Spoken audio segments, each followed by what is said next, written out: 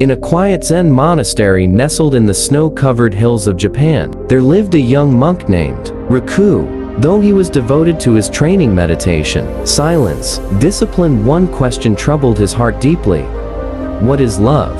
Every time Raku looked at the world, he saw the word tossed around casually. People said, "I love this," or "love that." Yet he saw more heartbreak than harmony, more expectation than peace. He yearned for a deeper understanding, something real and pure. One evening, after the final bell had rung and the other monks had retired to their quarters, Raku approached the old Zen master, Haruto, who was seated in silent meditation under a cherry blossom tree. Raku bowed low and said, "Master, please forgive me for disturbing your peace, but I carry a question that won't let me sleep." Master Haruto slowly opened his eyes and smiled gently. "Speak, child." Master Raku asked, "Can you define love in one word?" The master remained silent. The breeze rustled the cherry blossoms. Petals danced in the air like whispers of an ancient truth. After a long pause, Haruto said, "Come with me."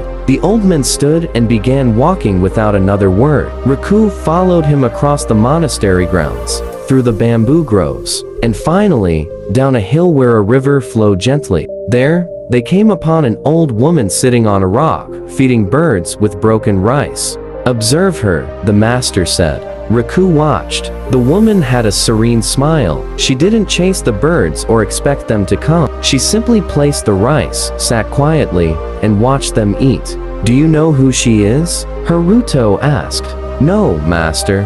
She lost her entire family in a flood many years ago. She comes here every morning, rain or shine, just to feed the birds." "Why?" Raku asked. Haruto turned to him. "Because feeding them brings her peace. She asks nothing in return. That is her meditation. That is her offering. That is love."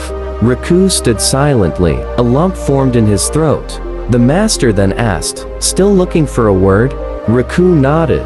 Haruto picked up a small stone and wrote a single word in the dirt by the riverbank. "Presence." "Love," he said, "is not something we define. It is something we are. When you are truly present without expectation, without fear, without needing something in return, you are love." Raku stared at the word, presence, and for the first time, he felt the question inside him dissolve into stillness. Not because he got an answer, but because he no longer needed one. From that day on, Raku stopped searching for definitions. Instead, he began living in presence fully in each moment, with each person, each task, each breath. And slowly, the love he sought stopped being a mystery and started becoming his nature.